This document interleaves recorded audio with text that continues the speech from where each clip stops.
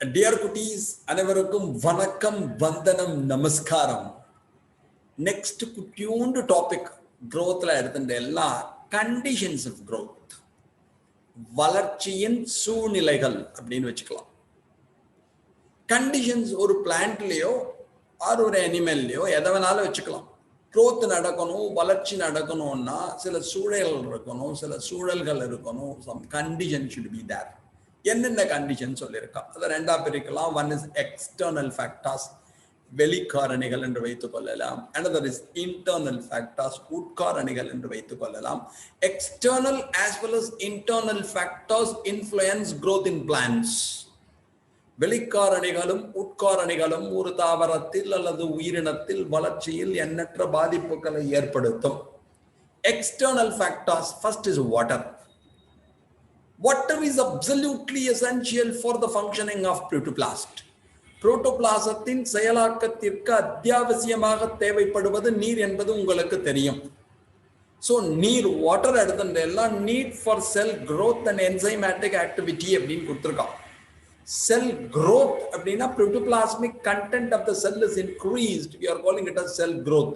செல்லின் வளர்ச்சி அதிகரித்தல், புரோட்டோபிளாசத்தின் அளவு அதிகரித்தல். அப்ப செல் வளரணும். நான் வளர்கிறேனே மம்மி என்று நாம் வளர்வதை போல செல்லுலயும் வளர்ச்சி இருக்கணும். அதே மாதிரி என்சைமேட்டிக் ஆக்டிவிட்டி, ரெஸ்பிரேஷன் வேணும்னா ரெஸ்பிரேஷனுக்கு என்சைம்ஸ் வேணும், ஏகப்பட்ட என்சைம்ஸ் வேணும். All the metabolic activities are controlled by enzymes. ஒரு உயிரினத்தில் உள்ள வளர்சிதை மாற்ற நிகழ்வுகளை கட்டுப்படுத்துவது நொதி என்பது தெரியும். அப்ப என்சைம்ஸ் ஃபங்க்ஷன் பண்ணணும்னாலும் சரி, செல் growth, செல் வளர்ச்சி நடக்கணும்னாலும் சரி, நீர் அவசியம் தேவை. Nutrition, formation of protoplasm and source of energy. உணவூட்டம் தேவை, ஆகாரம் ரொம்ப ரொம்ப முக்கியம். சத்தியமூர்த்தி ராத்திரி 8:15 8:30 மணிக்கு உணர்ச்சி வசப்பட்டு கத்துறான் அப்படின்னா, இது மாதிரி கிளாஸ் எடுக்கிறான் அப்படின்னு சொன்னா, he need enormous amount of energy. அந்த எனர்ஜி இருக்கு பாருங்க, அந்த எனர்ஜிக்கு என்ன வேணும்? உணவு வேணும்.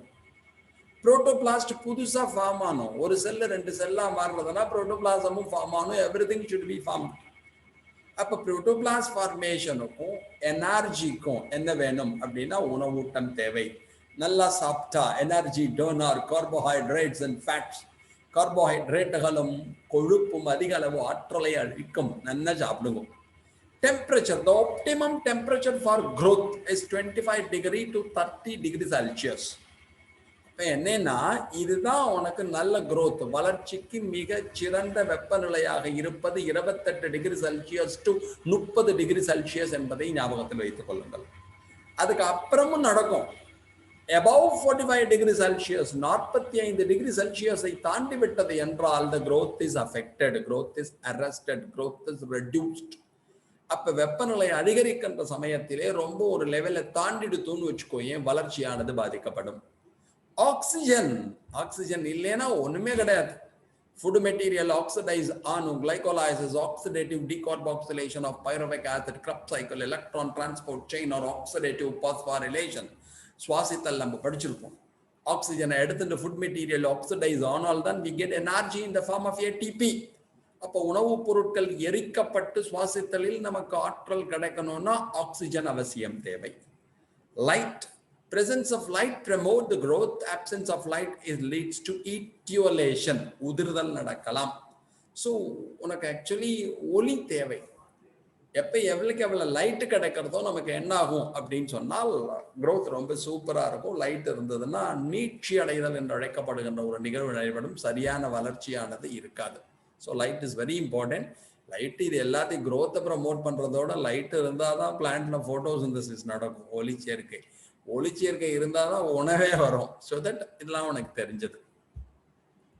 நெக்ஸ்ட் எடுத்துட்டோம்னா அந்த மெஷர்மெண்ட் ஆஃப் growth அப்படின்னு கொடுத்துருக்கா. மெஷர்மெண்ட் ஆஃப் growth போறதுக்கு முன்னாடி உனக்கு 1 minute. Internal factors. இப்போ சொன்னது எக்ஸ்டர்னல், வெளிக்காரணிகள். இன்டர்னல் ஃபேக்டர்ஸ்னா ஆர்கானிசத்து உள்ள இருக்கக்கூடிய சில நிகழ்வுகள். ஜீன், ஜீன் த பேசிக் ஹெரிடிட்டரி யூனிட், பாரம்பரியத்தின் அடிப்படை அலகு என்று அழைக்கப்படுவது ஜீன் ஆகும். ஜீன் தான் அந்த ஆர்கானிசத்தை எவ்வளவு ஹைட் வளரணும், everything controlled by the genes, internal. அந்த ஜீனோட ஆக்டிவிட்டிக்கு தகுந்த மாதிரி தான் நம்மள்ட்ட என்ன இருக்கும், ஜீனோட எக்ஸ்பிரஷனுக்கு தகுந்த மாதிரி தான் வளர்ச்சி இருக்கும். ஸோ ஜீன் ரொம்ப முக்கியம். ஃபைட்டோ ஹார்மோன்ஸ், ஆக்சின்ஸ், ஃபைட்டோனா பிளான்ட்னு அர்த்தம். பிளான்ட் ஹார்மோன்ஸ், தாவர ஹார்மோன்கள் பின்னாடி படிப்போம். ஆக்சின்ஸ், ஜிபரலின்ஸ், சைட்டோகானின்ஸ், அப்சிசிக் ஆசிட், எத்தலின், அவங்களும் வளர்ச்சியை கண்ட்ரோல் பண்ணுவாங்க. Carbohydrate and nitrogen ratio, carbohydrate and nitrogen ratio, அவளோட ரேஷியோ விகிதமானது வளர்ச்சியில் பங்கேற்கிறது. மோர் nitrogen compounds produce vigorous vegetative growth. ரொம்ப நல்லா பார்த்துக்கோங்க. எவ்வளவு நைட்ரஜன் தாவரத்துக்கு கிடைக்கிறதோ அதுக்கு தகுந்த மாதிரி அதனுடைய உடல உறுப்புகள் சூப்பரா வளரும். Because nitrogen is the basic constituent of proteins. Proteins are known as body builders. நம்மள்ட்ட நைட்ரஜன் என்பது புரதத்தின் செயலாக்கத்தின், புரத உருவாக்கத்திற்கு புரதத்தின் அத்தியாவசியமான கட்டுப்பொருள், கூட்டுப்பொருள். அப்ப எவ்வளவு பிளான்ட்டுக்கு நைட்ரஜன் கிடைக்கிறதோ புரோட்டீன் சிந்தசிஸ் நல்லா இருக்கும், அதனுடைய உடலப்புற உறுப்புகள் ரொம்ப சூப்பரா வளரும். More carbohydrates favours the mechanical tissue. தாவரங்களை பொறுத்தவரை கார்போஹைட்ரேட்டுகள் அதிகமாக கிடைத்தால் உறுதியினை அளிக்கக்கூடிய திசுக்கள், collenchyma and sclerenchyma are known as the mechanical tissues. தாவர உடலத்திற்கு உறுதியினை அளிக்கக்கூடியவை. மெக்கானிக்கல் சப்போர்ட், ரிஜிடிட்டி, ஹார்ட்னஸ், உறுதித்தன்மை, விரைப்புத்தன்மை, கல் தன்மை எல்லாம் வேணும். இந்த மெக்கானிக்கல் டிஷ்யூஸ் நம்ம கோலன் கைமாவையும் ஸ்கிலரன் கைமாவையும் சொல்லுவோம். அது ஃபார்ம் ஆகிறதுக்கு எது நிறைய தேவை அப்படின்னு சொன்னா that as carbohydrates R needed. இது உள்ள போன அப்புறம் கூட இன்டர்னல் ஃபேக்டர்ஸ்.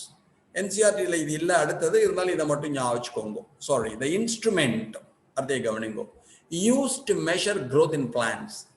தாவரங்களிலே வளர்ச்சியினை அளக்க உதவக்கூடிய ஒரு உபகரணத்திற்கு lever auxanometer or arc auxanometer பேர். Arc auxanometer use to measure growth in plants. இதான் அந்த ஆர்க் ஆக்சனோமீட்டர் ஆர் லீவர் ஆக்சனோமீட்டர்னு பேர். இந்த இன்ஸ்ட்ருமெண்ட்டை பார்த்துக்கோங்க. இந்த இன்ஸ்ட்ருமெண்ட் இருக்கு பாருங்கல்ல, இங்க புள்ளி இருக்கும். நம்ம கிணத்துலலாம் சல்லடை இருக்கு பார்த்தியோன்னா அது மாதிரி இருக்கிறது. அதுல ஒரு த்ரெட்டை கட்டிடுவா. த்ரெட்டோட ஒரு சைடு வெயிட் எடை இருக்கும். நூலோட இன்னொரு பக்கம் என்ன பண்ணுவா, செடியோட ஷூட் டிப்பை கட்டிடுவா. ஓகேயா? இந்த இன்ஸ்ட்ருமெண்ட் எடுத்துட்டோம்னா இந்த இன்ஸ்ட்ருமெண்ட்ல பாயிண்டர் ஒன்று இருக்கும். இந்த பக்கம் எடுத்துட்டு எல்லாம் ஒரு ஸ்கேல் இருக்கும். இங்க growth நடக்க நடக்க என்ன ஆகும், வளர்ச்சி வர வர இந்த பாயிண்டர் மூவ் ஆகும். அதாவது இந்த குறிமுள் நகரும். அதை வச்சு we can measure growth. Actual growth in length, நீளத்தில் ஏற்படக்கூடிய வளர்ச்சி is equal to distance traveled by the pointer. இந்த பாருங்க, இந்த பாயிண்டர் எவ்வளவு டிஸ்டன்ஸ் நகர்ந்திருக்கிறது, குறிமுள் நகர்ந்த தொலைவு, into radius of the புள்ளி. இந்த புள்ளி இருக்கு பாருங்களே, இதோட ரேடியஸ் என்ன, ஆரம், by length of the pointer. இந்த குறிமுள்ளின் நீளம் என்ன, குறிமுள் எவ்வளவு தூரம் நகர்ந்திருக்கு, the distance traveled by the pointer into radius of the புள்ளி. இந்த புள்ளி இருக்கு பாருங்களே, இதனுடைய ஆரம் என்ன, by the length of the pointer. இந்த குறிமுள்ளின் நீளம் என்ன, இதை வச்சுட்டு we measure the growth in plants. இதுக்கு பேர் லீவர் ஆக்சனோமீட்டர் or ஆர்க் ஆக்சனோமீட்டர்னு பேர். Thanks a lot for hearing. Thank you very much. Thank you.